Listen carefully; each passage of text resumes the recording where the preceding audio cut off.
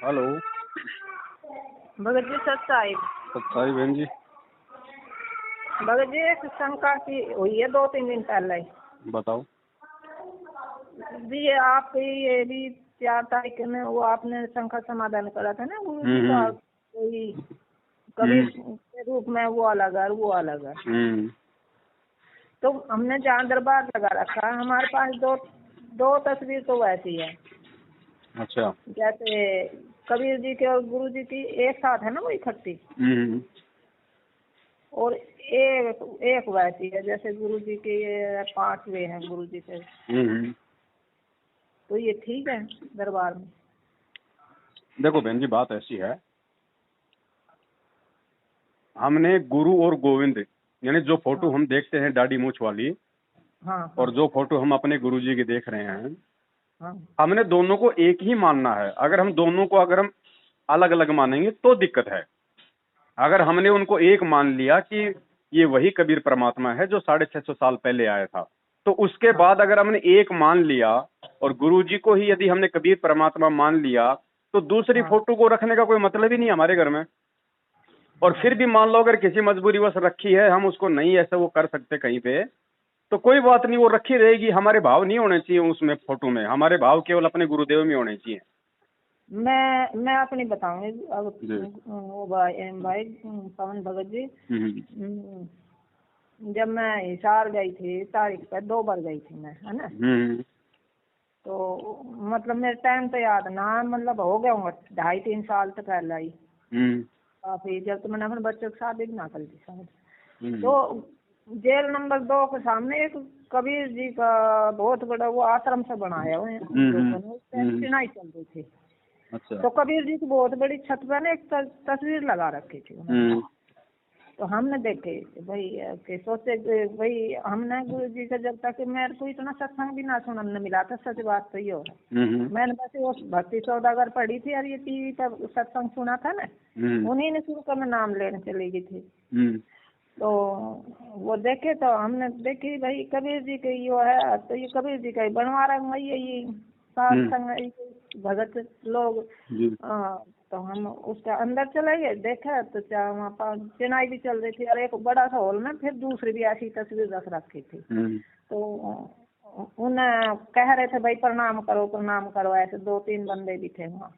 तो गुरु जी हमने वहाँ 100 रुपया भी, मेरे लड़का गया था साथ, उसने डाले थे 100 रुपया। और हमने भी फिर उस कबीर वाले परमात्मा को भी हमने प्रणाम कर दिया जैसे जो आप बता रहे हो। तो अभी हमने आपकी वो सुनी तो हमें ऐसा मेरे को महसूस आया कि भाई हम तो ठगे से गए। हाँ, और फिर मैं उसका कुछ ही दिन बाद मेरे को सपना में यहीं वो कबीर वाले फोटो मैं अपने घर में घूमते हुए भी दिखे थे कबीर वाले। हाँ, तो जहाँ आशा तहाँ भाषा हुई, मन कर्म वचन सुमरियो सोई।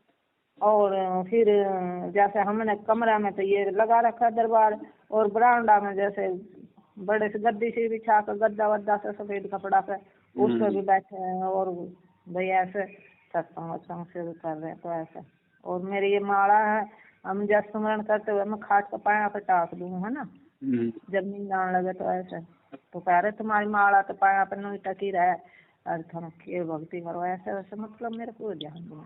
तो भगत जी अभी इसको मेरे को क्या करना चाहिए? मेरे मतलब देखो बहन, ज्ञान आधार तो ये कहता है कि जब ये चीज हमें समझ में आ जाए, हमें गुरु और गोविंद का भेद जो है वो समझ में आ जाए, बीच की खाई अगर ज्ञान आधार से अगर मिट जाए कि गुरु गोविंद दो नहीं भाई, दो समझेगा वो दो जग में जाएगी। उसके बाद जो कबीर जी वाली जो फोटो है, जिसको हम मानते हैं कि वो कबीर भगवान की फोटो है, हालांकि वो कबीर परमात्मा का असली रूप नहीं है, क्योंकि गुरुजी ने भी साफ साफ बोल दिया कि भाई हम जो चित्र देखते हैं ये प्रभु का असली चित्र नहीं है। होंगे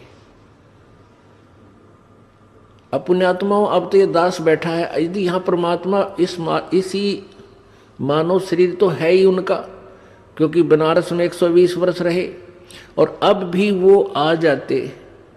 जो हम चित्र देखते हैं प्रभु का, ऐसा चित्र नहीं है। वो तो ना जाने कितने स्वरूप हैं उस मालिक के, वो किसी भी रूप में आकर के अपना ज्ञान बताता है, अपनी प्यारी आत्माओं को अपने चरणों में लगा के भक्ति करवा के सतलोक ले जाता है। अब आज हम भगवान की तलाश कर रहे हैं। और परमात्मा क्या अनमोल वस्तु है, क्या अनमोल है, कितना उसके अंदर गुण है। यदि आज हमें वो मिल जाए, आपके सामने आ जाए, तो आपकी क्या स्थिति होगी। एक बार सोचना, जो भक्त आत्माएं हैं गहराई से सोचे। अब जैसे भूखे को भोजन सामने मिल जाए और निर्धन को सामने धन की थैली नजर आवे, तो कैसी तड़फ होगी उसकी। प्यासे को पानी मिल जावे तो कैसी श्रद्धा करेगा, टूट कर पड़ेगा उसके ऊपर। धन है तो ठाकर सीने का यूं देख कर भाग लेगा, छुपा दूंगी तो इसने कोई देख ना ले। और सामने भोजन है तो ऐसी सब टूट के पड़ जाएगा, फटाफट खाएगा, अपनी जान बचाएगा। ऐसे ही हमें जब परमात्मा आज मिल जाए, आपके सामने आ जाए, क्योंकि हम उसी की तलाश में तो भटक रहे हैं, तो आपकी कैसी श्रद्धा होगी ये आप अपने अपने स्तर से सोच सकते हैं। अब वो भगवान यहां आ जाए, अरदास के स्थान पर बैठकर सत्संग करने लग जाए, क्योंकि ज्ञान तो देना ही पड़ेगा। हाँ। उसके बाद हमने उस फोटो को भगत जी हमने अपने घर में नहीं रखना है, सिवाय अपने गुरुदेव की फोटो के। अगर वो फोटो घर में रहेगी तो जाहिर सी बात है हमारे उसमें भाव रहेंगे कहीं ना कहीं, और भाव रहे, कल को शरीर छूट गया तो काल भगवान फिर उस फोटो वाले रूप में आके हमारे को ठग देगा। जैसे आप लोग बिना ज्ञान के, जो जेल नंबर 2 के सामने जो कबीर जो धर्मशाला बनी हुई है, आप वहां गए, आपने वहां पे दंडवत किया, फिर आपने वहां 100 रुपए डाल दिए। अब बताओ 100 रुपए कहाँ गए? वो उस खटीक समाज के पास गए, क्योंकि वो खटीकों की है वो धर्मशाला। दानक समाज की है या वो खटीक समाज की है, तो वो 100 रुपए कहाँ गए? वो 100 रुपए वही लोग लेंगे जिन लोगों ने धर्मशाला बनवाई है। तो वो कौन सा भगवान को भगवान मानते हैं? वो तो उस पैसे का दुरुपयोग करेंगे। तो ऐसे तुरंत ही जब हम उस गेट से बाहर आए ना, और तो मेरे अचानक से नो आई, किसी जने कोई चलता फिर तो कह रहा कि संत रामपाल जी के महाराज का ना आई, हमने जहाँ प्रणाम कराया जन यहाँ, मतलब ऐसा ही अपना ऑटोमेटिक से हुई मेरे। तो मैंने ये है ना बहन जी, अगर उस समय यदि आप गुरु जी को ही परमेश्वर मान लेती तो क्यों उस फोटो के आगे दंडवत करती? क्यों आप वहाँ पे 100 रुपए देती? क्यों अपने वो कर्म बिगड़ते? हाँ, और उसके बाद ही भगत जी हमारे फिर ज्यादा तो दिक्कत जल्दी हुई थी, मैं समझ तो गई थी, पर फिर दोबारा ही गए था वहाँ। देखो, अनजाने की गलती की भी परमात्मा वैसे तो माफी देते हैं, लेकिन बहन अब चाहे आग के अंदर हाथ चाहे जानबूझ के दे दो चाहे अनजाने में दे, तो हाथ तो बहन जी जलता है ना। हाँ, तो अब ध्यान रखो बहन जी। मैं अब कह रही थी, मैं ये 2 तस्वीर है, इन दरबार से हटा दें तो मतलब ऐसे। देखो, उन दोनों फोटोओं को दरबार से सहसा मान हटाओ। हमारा किसी से कोई राग द्वेष नहीं है, हमें कबीर जी की फोटो कोई मुल्की बुरी नहीं लग रही, हमारा उससे कोई ईर्ष्या नहीं है। लेकिन जब वही कबीर साक्षात आ गया, मानव जो है मतलब तो वो शरीर धारण करके, तो अब हम फोटो वाली में क्यों आस्था रखें? और एक बताऊं भगत जी, मैं इन बेटी की तो बता नहीं, मैं जब भी आरती पे बैठूं ना तो ऑटोमेटिक ध्यान ऊपर वाली तस्वीर पे जाता है, गुरु चरणों में फिर बहुत ध्यान करो ना तब आवे। हाँ, तो वो भटकारी है ना, क्योंकि उस फोटो का रूप बनाने का काल ने वरदान ले रखा है। वचन भर लो, वचन भर लिया, अकबर लिया भाई न्यो बोला जी के 4 युगों में 3 युगा में जीव थोड़े ले जाना, सतयुग, त्रेता और द्वापर, और 4था युग जब आवे कलयुग कितने ले जाइयो। बोला वह बड़ी अड़ाई तन तया, अच्छा भाई कोई बात नहीं। दूसरा ये है कि मैं आपका रूप बना सकूं, मैंने ये आज्ञा दे दो। भाई तो मैं ऐसे ही सोच रही थी, हम पहले आपसे थोड़ी शंका समाधान कर लें, और फिर मेरे मन भी ऐसे ही कह रहा है कि भाई इन दोनों तस्वीर ने उठा कर हम यहाँ कहीं और साइड रख दें या ऐसे। हाँ, आराम से उनको रख दो, अगर कोई अखबार वगैरह लपेट के या जैसे भी है, या आप जी ऐसा करो, आपने कोई शीशे में जड़वा रखी है? वैसे ही है ये, एक तो वैसे ही है, एक ये आश्रम से ही ली थी वहीं से ना। उसमें क्या है, वो मतलब शीशे वासे लग रहे हैं क्या? नहीं, हाँ, एक फ्रेम में है, तो उसको फ्रेम से निकलवा के किसी भी फोटो वाले के पास ले जाना, कभी समय मिले तो उस अंदर वाली फोटो को निकाल के उसकी जगह गुरुजी की फोटो अंदर सेट कर देगा। और वो जो फोटो जो आपने निकाली है ना, उस फोटो को आप जी घी लगा के मतलब सवा कर देना। अच्छा जी। हाँ, उस फोटो को घी के साथ में सवा कर देना, ठीक है जी, है ना। क्योंकि जैसे ये पुस्तकें वगैरह फट जाती हैं, जो बची हुई जोत है जैसे रक्षा सूत्र है बच जाता है, तो उनका लास्ट में क्या करते थे वहां पे आश्रम में परमात्मा, उनका मतलब कि हवन करवा देते थे।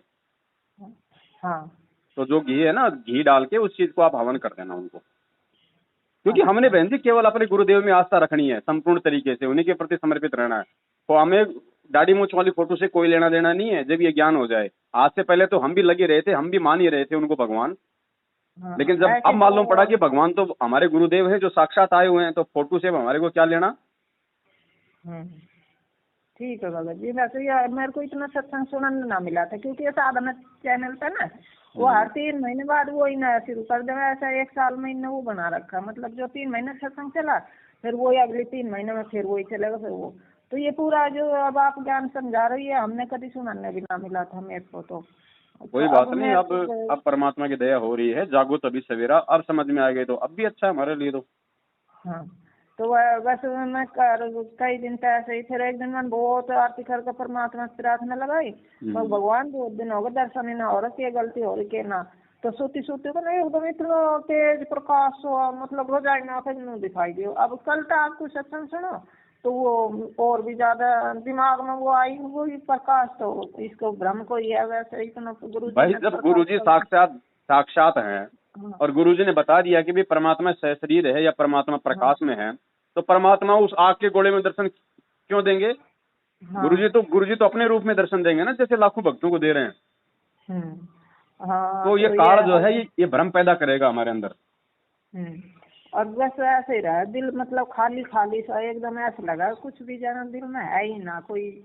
घनी वो सोचूं कि भाई वो भी करूँ मैं, सुमरन भी इतना अच्छा ना हो पा रहा पहले के पैसा। और ऐसे कोई बात नहीं बहन जी, गुरुजी पे आश्रित हो जाओ, परमात्मा को ही परमात्मा मान लो, उसके बाद देखो फिर भाव भी बनेंगे, श्रद्धा भी बनेगी, मन भी लगेगा, सब कुछ होगा। ठीक है। तो गुरु जी की ये 2 तस्वीर है ना, जो इनमें मैं फिर वैसे ही कर दूँ जैसे आपने बताया ना। ठीक है बहन जी, सच है। तो इस प्रकार उस वीर संग भी चरणों में पड़ गया, बंदी छोड़, मैं पापी जीव था, अभी तक मैं आपको केवल गुरु मान्या मालिक। कहने लगे बंदी छोड़, तने गुरु भी ना मान्या था बिराय बताई। गुरु मान ले तो ये आपके मन में बात भी नहीं आ सके थी। गुरु और परमात्मा में कोई अंतर नहीं होता, जब तक 2 समझ कर चाला है, कबीर साहब कहते हैं, वो कुत्ते की दुनिया में जागा। गुरु परमात्मा स्वरूप समझना चाहिए, जिसने आपको वो अनमोल चीज दी, जिससे आपकी लख 84 मिटेगी। मस्तक लाग रही मारे गुरु चरण की दूर, मस्तक मारे गुरु चरण की दूर, मस्तक जब ये धूल चढ़ी मस्तक पे, जब ये धूल दूर जाओ गई दूर, मारे गुरु चरण की दूर, ईड़ा